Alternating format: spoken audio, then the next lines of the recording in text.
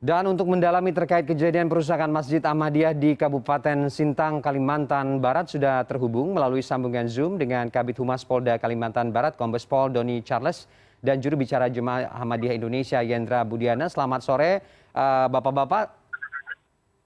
Selamat sore, Assalamualaikum warahmatullahi wabarakatuh. Waalaikumsalam, terima kasih sudah bergabung dengan kita sore ini. Saya langsung saja ke Pak Doni, saya terlebih dahulu Pak, saya ingin konfirmasi dulu. Ada sekitar 200 orang ya yang kemudian merusak tempat ibadah milik Jamaah Ahmadiyah, dilempari batu begitu ya, dibakar. Tapi barisan aparat di sana, kesan publik yang diterima seolah abai begitu ya, dibiarkan, yang seharusnya menahan aksi begitu Pak, menahan aksi main hakim sendiri itu. Apa argumentasi Anda soal ini? Kronologinya seperti apa sebenarnya? Perlu saya jelaskan ya, bahwa memang pendekatan atau strategi yang kami lakukan di dalam pengamanan itu prioritasnya untuk keselamatan jiwa masyarakat. Ini prioritas kita, bukan berarti yang lain kita abaikan. Karena kita tahu tiap benturan bentrokan kecil apapun yang terjadi di tempat kejadian itu dampaknya itu bisa luas sekali. Sehingga memang pendekatan yang kita lakukan dengan kita betul-betul sangat lunak di sana dengan memperhatikan berbagai hal. Nah, di samping itu juga tahu kita memang cukup, ya. Namun fokus pengamanan yang kita lakukan ini bukan saja di yang kita amankan juga wilayah-wilayah tempat tinggal itu dari ya. Ini yang membuat kita melebar fokus pengamanan. Ya, akhirnya inilah kejadian. Namun 2 jam setelah itu situasi sudah dikendalikan. Masa secara berangsur-angsur kembali tempat. Oke. Ya. Oke Pak Doni, kabarnya ini kebobolan karena sudah digerakkan melalui grup WA, internet begitu, dan sudah direncanakan, dikoordinasikan untuk melakukan aksi seperti ini, tidak tiba-tiba begitu. Apa yang bisa Anda jawab soal ini? Ya, pasukan kita sudah ada di sana. Kita sudah kirim beberapa pasukan dari Polres terdekat. Itu juga terlibatan TNI, kita ikut sertakan di dalam. Cuma yang saya bilang tadi di awal bahwa memang pasti di saran tempat kejadian perkara itu berbeda. Ini kalau mau kita bayangkan macam dari anak itu sekitar 7-8 jam jaraknya. Kemudian lokasi pun juga begitu terbuka areanya. Ya kita lakukan pengamanan dengan fokus di beberapa tempat yang sudah saya jelaskan di awal tadi. Oke. Jadi sebetulnya tidak ada kecolongan, kita hadir di sana, kan memperhitungkan berbagai kemungkinan yang terjadi. Oke. Artinya polisi sudah tahu begitu ya kalau aksi perusakan dan main hakim sendiri seperti yang terjadi di sana ini memang sudah diantisipasi lebih awal begitu. Tapi dengan sporadis pengamanan begitu di semua titik, begitu ya? Ya, laporan dari intelijen mendapatkan informasi itu, ya makanya itu kita sudah persiapkan personil kita antisipasi. Oke. Nah, memang di lapangan memang begitu beda, dan memang kami betul-betul ingin menjaga keselamatan.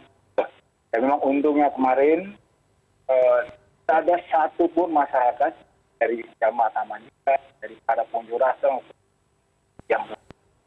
Oke, saya ke Pak Yendra ya, Pak Yendra, laporan yang Anda terima dari anggota Anda atau dari jamaah Ahmadiyah yang menjadi korban kekerasan di sana seperti apa? Walaupun kemudian dikonfirmasi tidak ada korban jiwa ya dari kejadian kemarin. Baik, pertama kami ucapkan terima kasih pada jajaran kepolisian, terutama mengenai masalah keselamatan jiwa warga Ahmadiyah dan masyarakat di Desa Balai Harapan. Bicara tentang soal keamanan dan keselamatan, tentu bukan cuma masalah dari fisik kondisi warga di sana, tapi juga dari sisi mental dan juga properti. Nah, seringkali masalah properti ini kemudian tidak bisa dilakukan tindakan pencegahan. Jauh-jauh hari penyerangan ini sudah sangat diketahui oleh aparat dan juga Pemda Kabupaten Sintang, karena sudah beberapa kali bahkan kelompok ini memberikan surat tekanan kepada Pemkab Sintang, sehingga surat tertanggal 13 Agustus dari Pemkab Sintang itu menyatakan berdasarkan surat dari Aliansi Umat Islam, ya, atas nama Aliansi Umat Islam. Dan pada hari kejadian aparat sebetulnya sudah dari pagi berjaga di lokasi, jumlahnya lebih dari cukup sebetulnya untuk melakukan tindakan pencegahan. Tapi tentu saja kami sangat menyayangkan sehingga terjadi peristiwa penyerangan dan pembakaran masjid dan bangunan di sekitar masjid.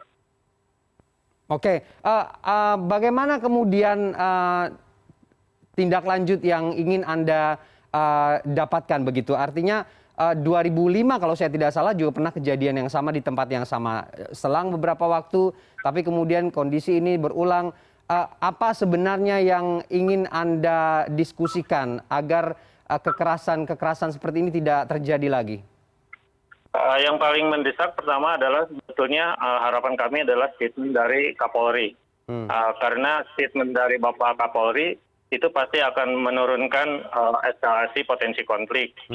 Dalam berbagai kasus Ahmadiyah dan kasus-kasus SARA, sebetulnya yang paling penting adalah tindakan tegas dari aparat kepolisian, terutama dalam pemrosesan dan penegakan hukum. Karena kalau tidak dilakukan seperti itu, maka seringkali masyarakat atau massa yang mengatasnamakan agama kemudian melakukan tindakan bebas tanpa ada proses hukum. Jadi itu akan terus berulang. Kami punya pengalaman di berbagai tempat dalam peristiwa yang sama, pada saat polisi melakukan tindakan pemrosesan hukum pada pelaku tindakan pelanggaran hukum, maka kemudian akan menurunkan eskalasi konflik. Oke, saya langsung ke Pak Doni. Pak Doni, rasanya tidak sulit begitu ya untuk memburu atau menangkap oknum pelaku kekerasan ini dan juga aktor intelektual atau provokatornya. Sejauh ini bagaimana tindak lanjut dari kepolisian untuk meminta pertanggungjawaban oknum-oknum ini, Pak?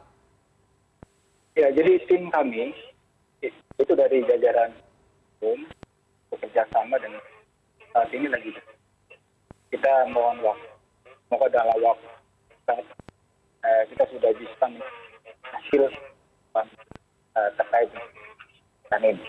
Kita lagi berproses, alat bukti yang ada, ya, dan wawancara, interview warga di semoga dalam waktu ada yang sampaikan. Ya. Oke, Pak Doni, agak terganggu ya audionya, tapi terakhir saya ke Anda, apa jaminan aparat kepolisian untuk memberikan perlindungan kepada kelompok-kelompok intoleran seperti ini, Pak, agar tidak berulang, apalagi korban juga ada beberapa terdiri dari anak-anak dan wanita? Ya, untuk warga Jamaah Ahmadiyah sendiri, itu sejak awal sampai di pertengahan bulan Agustus lalu jadi sejak ada tuntutan saran mas yang dilakukan oleh masyarakat, kita sudah mengantisipasi itu, sehingga mudah-mudahan dengan ya salah satu bahwa mereka yang demikian. Oke, terakhir saya ke Mas Yendra, ada yang ingin ditambahkan? Ya, pasca dari penyerangan ini, saat ini sudah beberapa laporan dari berbagai daerah di Kalimantan Barat, ada usaha-usaha untuk melakukan hal yang serupa. Saat ini sudah terinformasikan misalnya dari Etikom. Nah, jadi kami sekali lagi mengharapkan tindakan pemrosesan terhadap para pelaku dari pelanggaran hukum atas nama apapun, pada siapapun, oleh kelompok manapun. Karena video-video sudah sangat banyak di sosial media, dan juga saat ini ada CCTV yang dimiliki oleh komunitas Muslim Ahmadiyah di Desa Balai Harapan itu, yang saat ini ada di Polres Kabupaten Sintang. Nah, dari CCTV tersebut tentu akan bisa terlihat banyak foto dan video. Dan kami mengharapkan CCTV tersebut juga bisa diserahkan kembali kepada kami kalau memang sedang dipinjam oleh Kapolres Kabupaten Sintang. Oke, baik Pak Yendra, kita berharap proses hukum ini bisa dilakukan dan berjalan karena tadi Menko Polhukam Mahfud MD sudah juga menginstruksikan bahwa tidak ada tempat untuk orang-orang yang melakukan sikap intoleran seperti ini dan pelaku yang memang melakukan aksi seperti ini, kekerasan seperti ini harus diproses secara hukum sesuai undang-undang yang berlaku. Dititipkan juga kepada Pak Kapolda, begitu ya Pak Doni ya. Terima kasih Bapak-Bapak sudah bergabung dengan kita sore ini. Terima kasih Pak Doni. Terima kasih Mas Ferdi. Sore.